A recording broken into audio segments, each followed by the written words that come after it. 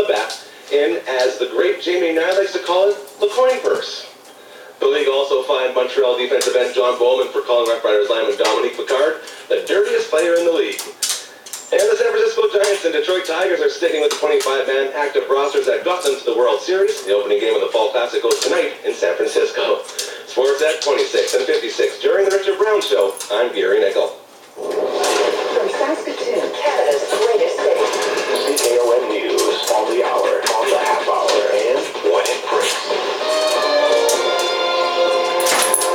The voters were treated to a little excitement today in Saskatoon. I'm Justin Blackwell. A polling station had to be evacuated earlier today. According to front desk employee Sasha Boyd, a co-worker said she spotted some smoke inside the Francis Morrison Library. All of a sudden, the alarm started ringing.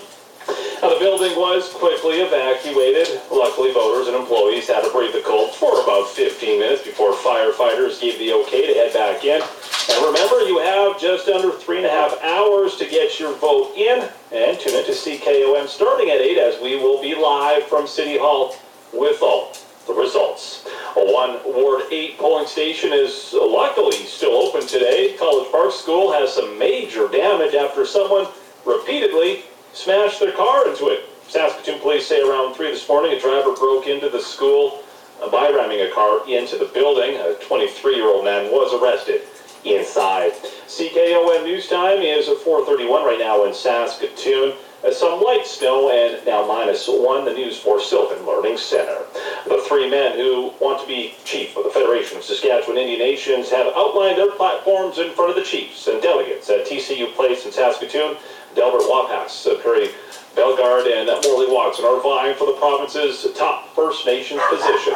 All 3 underline the importance of treaty, but Wapas, a former FSIN vice chief from the Thunderchild First Nation, blasted the current leadership, saying it's not respecting tradition. Where are our elders sitting?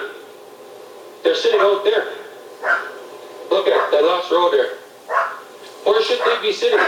Right here, in front of us. The former FSIN chief Perry Bellegarde's speech called for unity among chiefs and tribes. So Watson promised to keep standing up for treaty, inherent rights, and resource revenue. The chiefs and delegates vote for a new chief and vice chief tomorrow. Well, this weather that hit us is causing major headaches on highways, especially in and around Maidstone. Corporal Shane Redekop is with the Maidstone RCMP. Heavy truck drivers were having a very difficult time stopping, slowing down.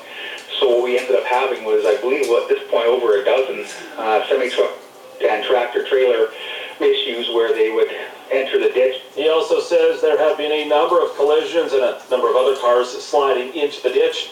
You can expect delays on Highway 16 approximately 8 kilometers east of Maidstone near the bridge as traffic is moving slowly. And there are a few travel not recommended advisories, including North Battleford, Lloydminster, Robert, Meadow Lake, and Unity. A human head has been found in Edmonton. Police are trying to determine whether it belongs to a body discovered in a rural area east of the city on the weekend. Jesse Whitnack lives in an apartment at the end of the alley and used his camera to zoom in on the police investigation. He says he saw an officer carefully place something into a brown paper bag. It was a decapitated head. I have no idea if there was other body parts, but that was all I could tell, distinguish from the pictures. The Mounties have said a body was found Saturday night near Ranfurly, which is east of Edmonton. An Alberta man who was released on bail after being accused of shooting 2 Mounties is back in custody, charged with the murder of his uncle. He was arrested last February after 2 officers were wounded in a shooting at a remote home near Killam, which is southeast of Edmonton. His uncle was found dead inside, but no charges were laid in his death until now.